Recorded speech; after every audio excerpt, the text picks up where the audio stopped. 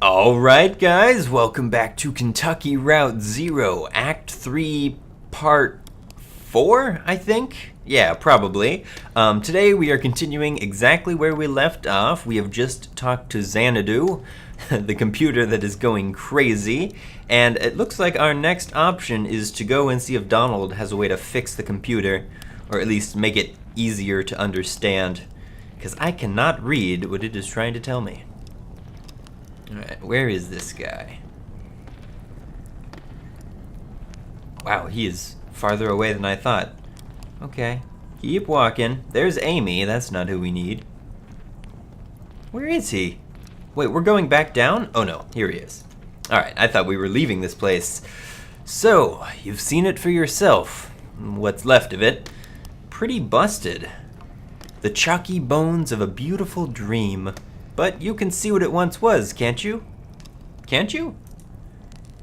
There was so much more to it. Ornate labyrinths of memory, exhaustively simulated parallel cave ecosystems, regal artificial intelligence, that's kind of an oxymoron, built on sophisticated neural network algorithms. The birds in the forest could flock in 3 dimensions. The bats could learn to sing. And then it began to crumble when the strangers came. Ooh. At first we only heard them, walking heavily through the caves, dragging things around, hammering and clattering their tools. Sometimes we heard working songs, never close enough to make out real voices, just their echoes cascading wordlessly in the tunnels. We caught a glimpse of one. Oh, then we caught a glimpse of one. Oh dear. What did they look like? They look like... No, it's too horrible. I shouldn't be telling you about this. They're dangerous. They're... strange. I should have never tried to outwit them. They were always too much for me. But it's too late now. If I'd listened to Lula, Lula? Lula Chamberlain? Yes, of course. Oh, do you know her? Well, we're looking for her now. No, she's gone now. She left. We built this together, did you know? Lula, Joseph, and I. Lula is gone from here, but, Donald points across the cave with his pipe, still in there. In Xanadu. Oh my god. I don't know where Lula is now, or to get there from here, or how to unwind that damn tangled highway, but Xanadu, before its ruin, was faultless and an oracle, a shrine to perfect simulation. Until... but maybe... those weird interlopers destroyed my Xanadu. Perhaps they know how to fix it. It may be dangerous. I've sent many eager seconds to negotiate with them to repair my masterpiece. Back there, that tunnel. Push back the vines, crawl into the darkness, watch your step. After a while, you'll feel the terrain change beneath your hands and knees, from rock to crystal, then to mud. Then you'll be out. That's where the strangers come from. Now leave me alone. I still have a bit of mold in my pipe and a few dreams left. He's smoking mold? Ugh. Alright. Wow. So... ooh, that's heavy. She's stuck in the machine. Act 2, Scene 7? Yeah, that's 7. Where the strangers come from. I think is what that said. Things flash so quickly I can barely read them. Okay, so did we climb through? Are we officially in the mud? This looks like a graveyard. Okay, this is about the creepiest place you can possibly expect. Oh, I hear the mechanical legs. Alright, where is everybody? Oh, we're in there. Okay, I thought we were going into there. Alright, so here we are in this place. Huh. Well, at least there's a lot of us. Well, this can't be right. Looks like an old church. Worth a look inside, I guess. I want to stay outside. Why? I think I saw a lizard. I'll stay with him. Okay, we'll make it quick. Oh my god, splitting up. Wow, that's a lot of things. Okay, let's see, headstones. Well, now we're splitting up even further. This is not a good thing. An epitaph is engraved on the stone grave marker. Engraving. David Jorg. Dangerous or generous disposition will be missed. Below the inscription, a note is written in white chalk. HT-8191T. Fill date June 29th. Notes of almond. That's weird. Alright, what about this one? An epitaph is engraved on the stone grave marker. Imagine that. Brian Capini and Joseph T. Manning. We think you two really have liked each other. Oh, well, that's nice. Oh, would have liked each other. Maybe they died separately and were buried together after the fact. Below the inscription, a note is written in white chalk. Okay, HT8192B. Fill date July 24th. Weird finish. Alright. What about this one? An epitaph? Phil Morton. That's an easy name to pronounce. Always had a far-off look. Probably still does. HT8192E. Fill date of August 1st. Aftertaste of rainwater. Ugh, an aftertaste on a headstone. An epitaph. Jeff James or Elaine Holman. They don't know which one's which. A note is written in white chalk. Sweet and fungal. Alright, what about this one? There sure are a lot of these. It's kind of weird that we're looking at each one. I wonder if they actually mean anything. Anissa Espinosa would have wanted it this way. 8192Q, fill date of September 9th. Maple and turpentine.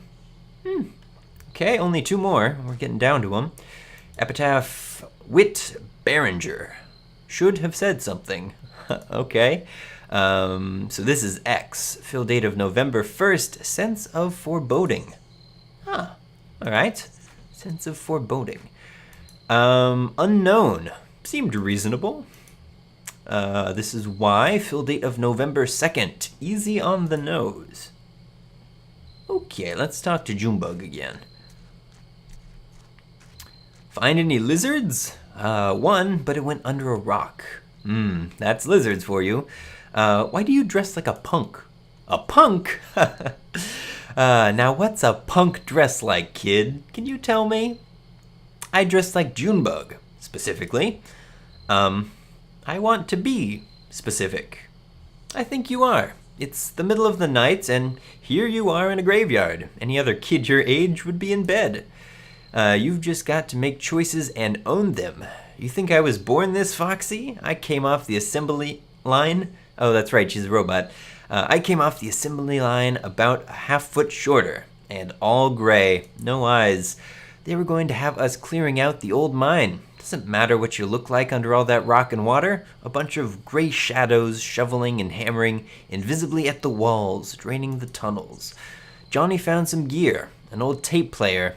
We hid away in an underground cave and listened to it over and over. And we knew we weren't miners. We slipped out onto the road, just these two featureless shadows, and ever since that night we've been detailing, coloring in, specifying. I feel more like myself every day. That really is the dream. Alright, I feel less like myself without my folks. Sure, some people are born into a family. Nothing wrong with that. She's a good influence on him. Definitely. Alright, so where is everyone? Oh, here we come. Or I guess they come. We're technically everybody. There you are. What did you find in there? It wasn't... Hey, what's going on? You look flushed, old man. Doesn't matter. Right. Okay, we got what we need. Let's go. We got what we need. Oh. Wow. Okay, that's 8. Scene 8. Hall of the Mountain King. We are back. Okay, so let's see. Let's talk to Donald again. See exactly what we found in that place. Singing softly, trace an orbit round the road, and close your eyes with holy dread, for we on mold and whiskey fed, and drank from rivers down below. We found your strangers. We know how to fix your damn machine, but I'm not sure it was worth it. Oh? Soon the visions will return. What have you found? They said you need to type in a specific phrase to restore it. Oh. A bit of a poem to rally the illustrious spirit? Of course. Well then, type away, by all means. Do not hesitate. Type away. Something tells me this is not going to be what he's expecting. Alright, let's go to Xanadu. Let's type in whatever phrase we found. Oh, that's right, we have to walk all the way over here. I wonder if Xanadu is going to be able to open this gate and let us go down further. That's probably the next part of this. Ah, yes, of course. Keep walking. This damn place is huge. Alright, where's the computer? Here it is. So let's look at it. Does it look the same as it did last time? Baffling control panels are sheltered from the elements with a worn tarp. Yes, that's what it said last time. Okay, let's power her up. Okay, we're supposed to type dome in air. Weird. Just following instructions. Here we go. Here we go. Alright, so this is probably going to be loud again. Oh, alright, Act 2, Scene 9. Xanadu. These scenes aren't very long today. Okay, here comes the humming. So where do we type? Oh, that's new. I don't remember music. Alright, there's the DGOS button. Ooh, Xanadu. That's actually correct. None of the numbers or letters are flipped.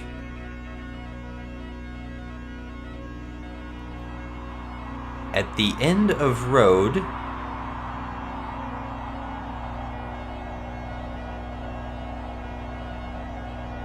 The house again. Wait a second. That kind of looks like that place in the church. Or that thing we came out of to get to the church. You were standing at the end of a road before a small brick building. Around you is a forest. Check out the building. Enter building. Oh, it's like, that text adventure game. I don't remember the name. Whatever. Alright, inside building.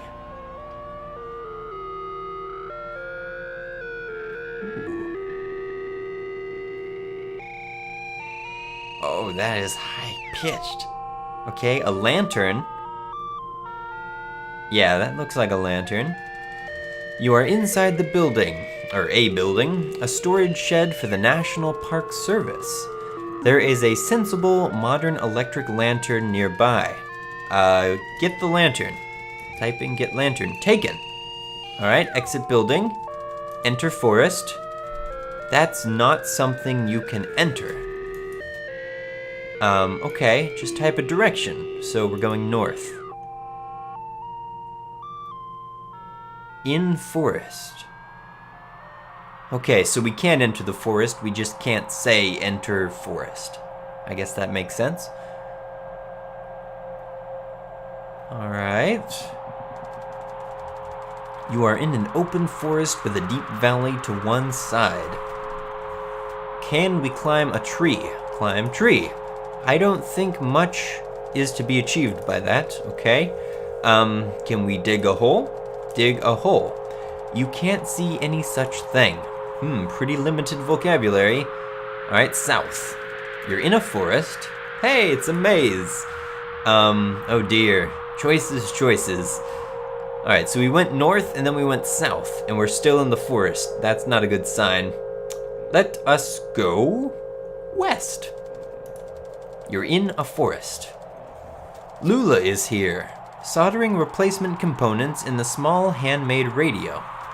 Oh, yeah, we should talk to her. Ask Lula how she's doing. Hi, Donald. I'm getting the strangest interference out here. I've been tuning the radio circuit gradually as we go, swapping capacitor values and tweaking resistor networks.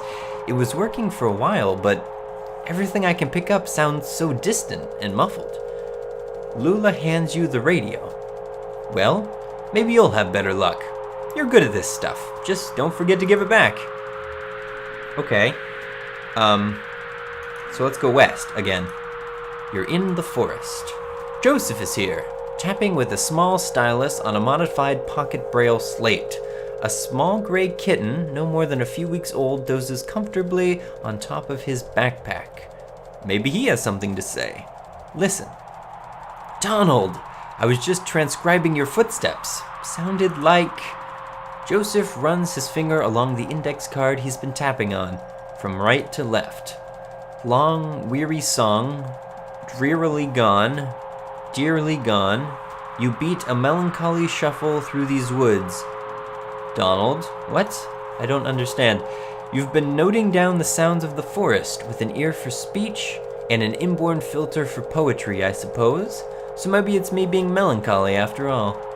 I'm eager to see what the poetic subsystem makes of these punched cards. Okay, let's just keep going west. Oh. At the edge of hole. Ooh. That is indeed a hole. What does this do? Oh, whoops. Not enough time. You are at the edge of a massive hole. The dirt gives way to rock as the ground sinks into darkness. The computer tied to your upper pack slickens with sweat in the afternoon sun. The rope slung around your shoulder has slipped under the strap of your backpack, digging uncomfortably against your collarbone. Let's shine the lamp into the hole. That's a good one. Light lamp. Your lamp is now on. Shine lamp into hole. The lamplight only reaches a few yards down the hole, where the rock is coated in a slimy black mold. You can tell that the walls are too slick to climb safely without assistance. Try using the rope. Do we have a rope? The rope is tied snugly to a tree trunk. Down. Your feet slip a few times on the slimy rock, but you remain stable. Lula and Joseph descend carefully after you. Where did we get a rope? Well, whatever. The bed quilt. Or in bed quilt. That must be the name of the hole. What a nice... Oh, it's this! We saw this. This was a thing that we saw. Alright, let's press this. What does it do? Okay, nothing really. You are in bed quilts, a long east-west passage with holes everywhere. Joseph and Lula remove the computer equipment they are carrying on their backs and begin setting up. That's the last trip, so everything's down here now. Say something back to her. You make an awkward joke. That sounds like me. Don't be so morbid. Lula looks pensive. Alright, what's the gear they're carrying? Ask Lula about gear. Sure, Donald. We may as well take inventory. I've got the tape machine and the synthesizer parts we borrowed from the School of Music. It's all tuned up to my voice, so we won't have to type so much. Joseph has his slate and the punch cards he's transcribed from the poems we read him. He's got the typewriter and the paper tape reader. And you've got the CRT display. How's your back holding up? Ask her where the treasure is. Yes, ask her where the treasure is. Ask Lula where the treasure is. Ha! I knew that we wouldn't have to set up down here. Or if I knew that, we wouldn't have to set up down here. I know you think this environment will help our project, get us in touch with a deep romantic reverence for some kind of profound natural spookiness, but I was more comfortable in our lab. The university picked the worst time to cut our funding. Typical institutional stinginess and academic politics. I mean, I felt like we were getting really close to something. Anyway, I don't know if it's sustainable down here. You know, to live and work down here together. Joseph looks uncomfortable. Jealous. Hey, Donald, can you help me wire up these generators? I'll assemble the synthesizer, but I could use some help with the serial interface, if you have time. Okay, let's help her. Help Lula. Thanks, Donald. I can never remember which color lead goes in which pin. Lula begins unpacking a box of wires and terminals. Do you think there are paintings down here? Cave paintings, I mean. Maybe some old pottery shards from when the world was young and early men and women huddled in these caves to... Do you know? I think cultural fossils are the saddest fossils. Sadder than animal remains, I mean. We might come across a petrified mollusk or a partial dinosaur footprint and we say, there was a point of contact here where a body touched the earth, and maybe there's a little bit of evidential garbage, but the life who owned that body never cared and has moved away, and that's the end of it. But I suppose I shine my lantern on one of these walls and I see a crude painting, thousands of years old. 2 men and a woman, charcoal and blood on rock. Someone put that there to keep something on rock after she passed. A hope, a relationship, or a moment. A worry, maybe. A regret. She made a painting to keep something alive for her. But, like that dead mollusk and that iterant dinosaur, she had to move on. Whatever it was is gone, and now we're looking at this painting.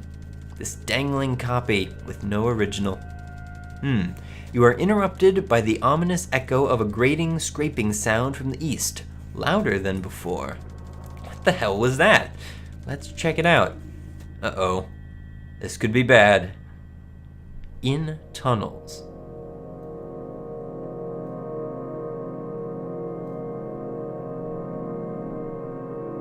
Ooh. I feel like I'm actually there. Kind of. Okay, does this do anything? Not really. Okay, it doesn't have quite the impact it did last time. You rush down the tunnel with Joseph and Lula close behind. To Ezra, how do you like all this, kid? Kinda boring, but I like boring stuff sometimes. The tunnel narrows, and soon you find yourself crawling on your hands and knees. Navigating the tunnel gradually becomes more awkward as smooth rock gives way to jagged, crystalline surfaces. Wait a second. Smooth rock gives way to jagged crystal, gives way to mud. And then there's something else. That's what the guy was talking about. That's what Donald said. I wonder if this is the cave he was talking about. Scratches and taps echo from the end of the tunnel. Some short and piercing, some slower and groaning, as if dampened by water. The tunnel opens into a large room. Ooh. In crystal room.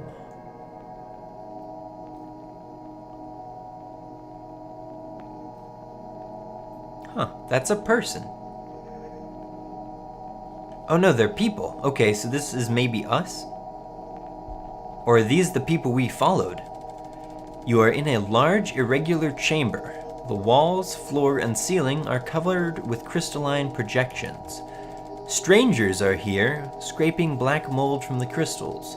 They look up when you enter. One of them seems about to speak. Finally! Let's listen to what he says. The stranger reaches for a box he's carrying and presses a plastic button. The box whirs to life and a crackly voice blurts something unintelligible, then slows to a deep gargle. He looks at his companions momentarily in confused disappointment, then he returns his awful gaze to you. Joseph flees through a tunnel to the north. Lula flees through a tunnel to the northeast. Why are we fleeing? Okay, well, they probably know more than we do. Let's go north. Follow Joseph. Run northeast. Wait, I said Joseph. Joseph scrambles across outcrops of crystal as you struggle to follow him in the dark. He calls back breathlessly. What happened to Lula? Lula, are you back there? Stay and look for her. Look for Lula. You can't see any such thing. Uh-oh. Donald, you have to find her. Make sure you find her. Joseph climbs through the cave into the darkness. Look for Lula. You can't see any such thing. The strangers return to their work, scraping the crystals. There is no sign of Lula now. You should leave. Wow, even the computer says you should leave. That's when you know you're screwed. Alright, so we're back in Bedquilt. You are in Bedquilt along... Yeah, we already read that. Joseph is here, panting for breath. Damn, did they follow us? Where's Lula? He seems pretty scared. Reassure Joseph. Oh, I'm sure that'll work. Hell with you! Yeah, that's what I thought. I told you to find her, you son of a... Enough.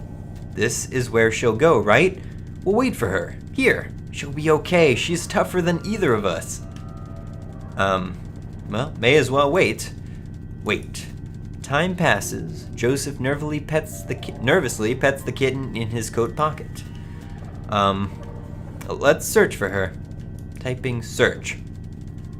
I only understood you as far as wanting to search. Well, that's what I said, so we have to be more specific.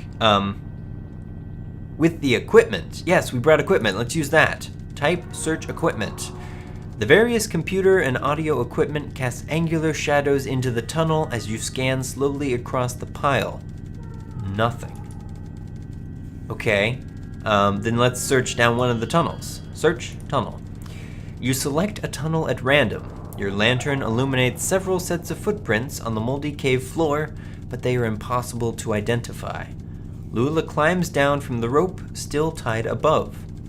Is it you or more shadows? Lula advances carefully. It really is you, isn't it? I got lost out there in the tunnels. For a while I thought I was running in circles, or some kind of labyrinth. Every rocky wall and floor looked the same.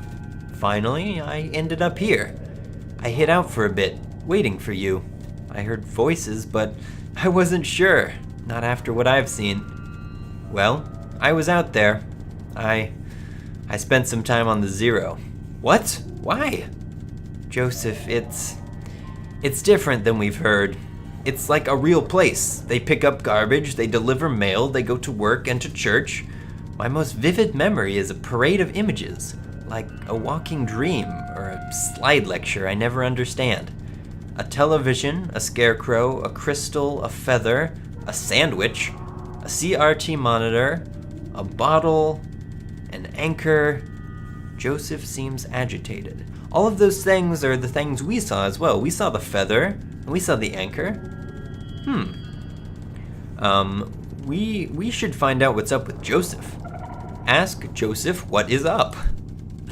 Nah, it's... Lula, you've heard the same damn story as I have.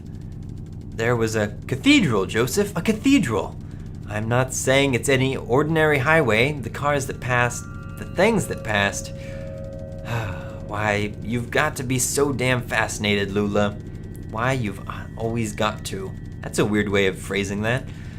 It doesn't matter now, damn it, I'm leaving. To hell with all of it. Whoa, we should stop him. Stop Joseph. You shout something at Joseph about the project you were working on together. You'll die in these damn cold caves. And what about those men? You know they'll come back. Tell him we'll find somewhere to start a fire. Suggest finding somewhere safe to start a fire. You shout something at Joseph about going deeper into the caves. But did you hear their voices? They'll find you, but not me. I'm going back to the surface. Stop! Your stupid fight is ringing through the whole damned cave. Joseph is right, we can't stay here. I'm leaving too. But I'm not going back to the surface. I'm taking my station wagon, and I'm heading down the Zero. Okay. I think we need her to stay. She's probably not gonna stay. Ask Lula to stay. You plead with Lula about your continued collaboration. I'll send you this tape when I'm done recording. I'll put it in the mail, and then you can see what your damn machine does with it. Lula and Joseph has left. So we're alone again. In the tunnels. Abandoned by your collaborators, your confidants, your companions, the only two among your colleagues with whom you've ever trusted the gift of your friendship. Pretty thick. Sounds like a beardo has his heart broken. Or had his heart broken. You wander the tunnels alone, dragging along the components of your unrealized masterpiece, combining the underground passages for a new site in which you realize your vision. sounds like a genius. How do you mean? Wordy. I had a guy who came into the shop once with a bunch of old radios and computers and stuff. Real junk. I think he collected it going down alleys or something. Anyway, it was all broken. He asked me if I could get the tubes out and clean them up, the vacuum tubes. So I pulled every vacuum tube I could find and threw the rest out. I went over with some rubbing alcohol and cleaned the leads. I used some nail polish remover on the glass. I did a pretty good job. He came back the next day and I laid them all out on a towel for him so he could check it out. I got the towel from my Aunt Remedius, and like everything with her, it's really kind of nice, you know? It's red and it has this gold embroidery around the edges. I guess it was a little too nice. This guy got all excited by the presentation, kind of circled it and observed each tube from a distance, moving his head around in a weird quick bobs like a pigeon. And then he just started lecturing, at nobody in particular, about his history of vacuum tubes. He talked for an hour. We went on a few dates, but nothing really came of it. Turns out he was kind of boring. You don't say. Alright. Well, anyway, I think we are out of time for today. Next time, we will continue with whatever this is. Are we in real life or in the computer? I'm not entirely sure. But anyway, thank you very much for watching. I hope you enjoyed the video. And yeah, like I said, next time we will hopefully finish whatever this thing is. Bye-bye.